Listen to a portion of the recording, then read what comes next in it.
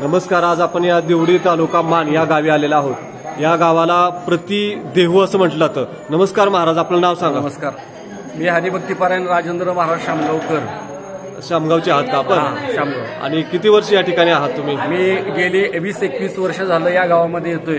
बर. एक मान तालुक्यातलं आगळं वेगळं गाव. बर. वारकरी संप्रदायाचं अगदी वसा आणि वारसा हे चालवणारं गाव. या गावामध्ये गेली 45-46 वर्ष झालं जगद्गुरु तुकाराम महाराजांचा विजयोत्सव सोहळा या ठिकाणी संपन्न होतोय, साजरा होतोय.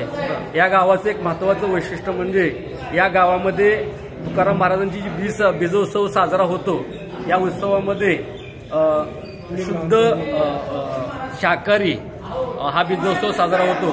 आणि या गावामध्ये कोणत्याही प्रकारची मांसाहार, नॉनव्हेज जत्रा यात्रा या ठिकाणी भरत नाही. यांचा वर्षातून हा एक भव्य आणि दिव्य स्वरूपाचा उत्सव या मौजे देवडीमध्ये होतोय. ही देवडी नसून तीर्थक्षेत्र असणारं हे देहू असंच म्हटलं तरी काय वावगं ठरणार नाही. आणि या गावामध्ये गेली 8 दिवस ज्ञानेश्वरी पारायण सोहळा आणि 9व्या दिवशी जगद्गुरु तुकाराम महाराजांचा बीजोत्सव सोहळा अगदी भव्य आणि दिव्य स्वरूपामध्ये या ठिकाणी संपन्न होतो, साजरा होतोय.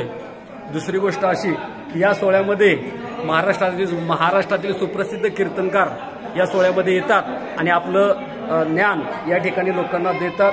आणि खूप चांगलं हे मान तालुक्यातील देवडी नावाचं गाव, या गावामध्ये सुंदर असा तुकाराम महाराजांचा बीजोत्सव सोहळा साजरा होतोय.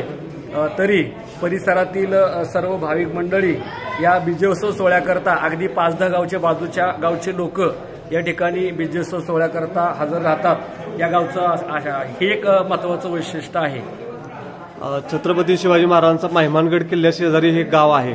छत्रपती शिवाजी महाराज ज्या किल्ल्यावरती येऊन गेले म्हणजे महिमानगड हा किल्ला, इथून फक्त 2 किलोमीटर वरती तो किल्ला आहे.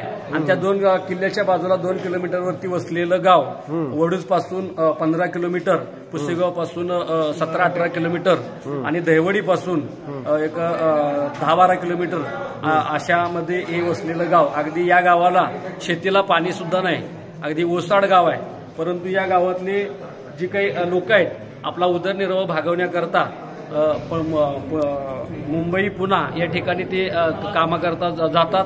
आणि या बीजोत्सव सोहळ्याला अगदी सगळे जे काही बाहेर कामाला गेलेले आहेत हे सगळे हीच आपली यात्रा आहे, हीच आपली जत्रा आहे.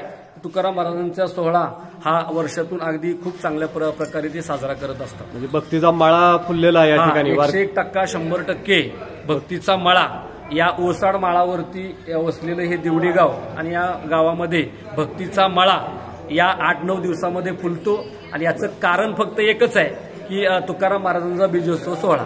तुकाराम महाराजांच्या बीजोत्सव सोहळ्यानिमित्त हे विशेष पारायण दरवर्षी भरवलं जातं. म्हणून या गावाला प्रतिदेहू असं म्हणजे प्रत्येक गावाचं वैशिष्ट्य आहे. सातारा जिल्ह्यामध्ये एक विभाग जर पाहिला तर 5 जिल्ह्याचा एक विभाग असतो. आणि त्या विभागामध्ये तुकाराम महाराजांचा देहूचा बीजोत्सव सोहळा जर सोडला तर त्याच्या पाठीमागं मला वाटतंय महाराष्ट्रामध्ये 2 किंवा 3 क्रमांकाचा सोहळा या देवडीमध्ये सर्व ग्रामस्थांच्या वतीने ते साजरे करत असतात.